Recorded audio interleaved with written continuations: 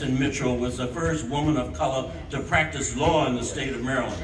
And I was born her first year at law school. She took off 2 weeks to have me in November and went back to school. And but she had a sense of this because they were classmates with Thurgood Marshall.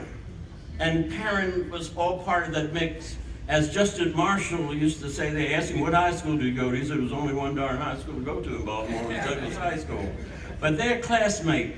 And, Parren was the youngest of 10. He lost 3 siblings because they were born in Stockton Alley. There was no running water.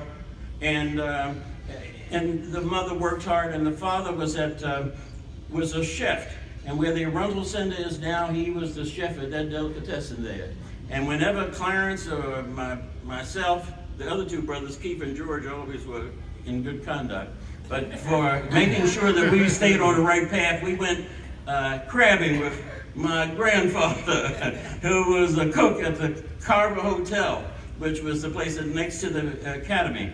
And so we would behave for at least most of the year. But we regularly came down to shuck oysters and go crabbing at 3 or 4 o'clock in the morning. I mentioned, and finally back to Nate, when I'm in Gaborone, Botswana now, because a young woman is running for president. We helped Madam Sirleaf become president of the Republic of Liberia with all these men.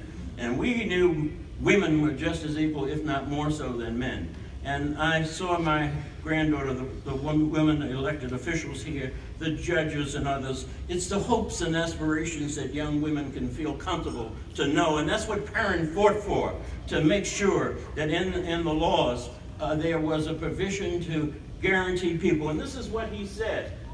And I'm going to do it correctly because Parren always said, don't go by memory completely because you want to be accurate. But he says, every black elected official must have a simple credo.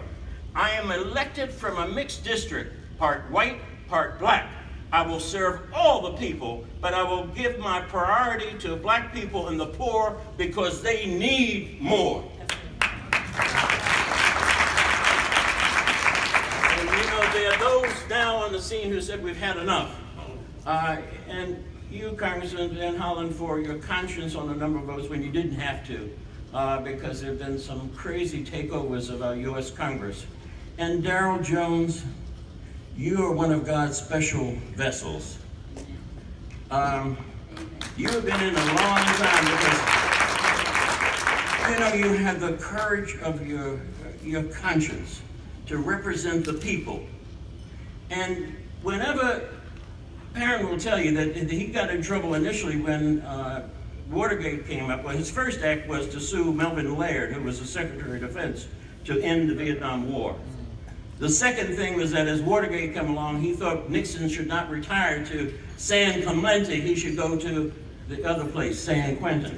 And of course, the Baltimore Sun papers and the Washington Post drilled him in and said, oh no, what are you doing is challenging the president, but Parren knew. And he organized the Congressional Black Caucus. And when Shirley Chisholm ran for president of the United States, only Bowen Mitchell and Ron Dellums stood by her side to know that black women and women in general could be president of the United States of America. I'm going to close with this because you can read more about him. But Parren, everybody thought he was a Baptist, right now, but because he would preach so much, he would go to the churches. But he was a lifelong Episcopalian. And the St. Catherine's of Alexandria Episcopal Church, he said it was the only church that fed his mother and the 10 children. So he had to be a lifelong member just simply to thank him for feeding all of these children. So he was a communicant there. But he often used these words to exhort people now. And more importantly, it's part of who we are, to know that whoever is in power is answerable to the people, and that your vote is precious. When he won in 1970 initially it was 538 votes. He defeated Sam Friedel, who was a sitting congressman.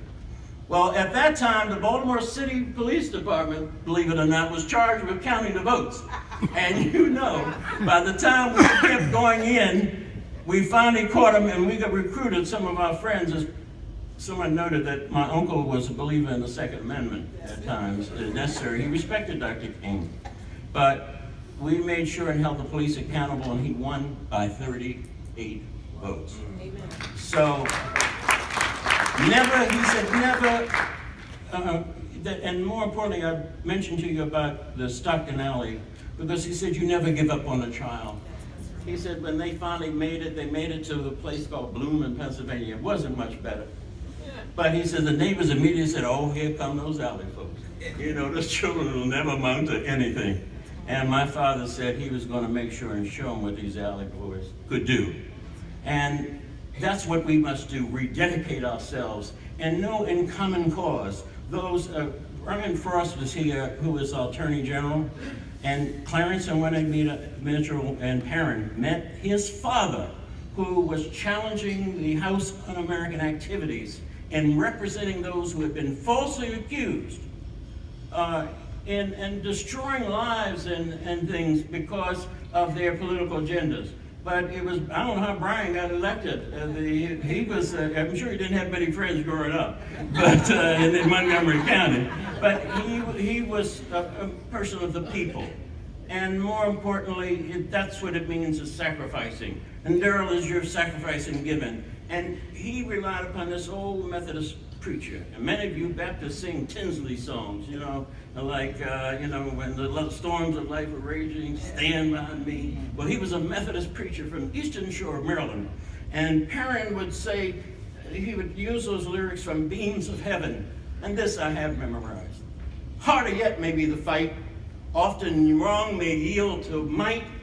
Wickedness a while may reign. Satan's cause may seem to gain. But there's a God above who rules with hand of power and heart of love. And if I'm right, he'll fight my battle, and we shall have freedom someday. God bless each and every one of you.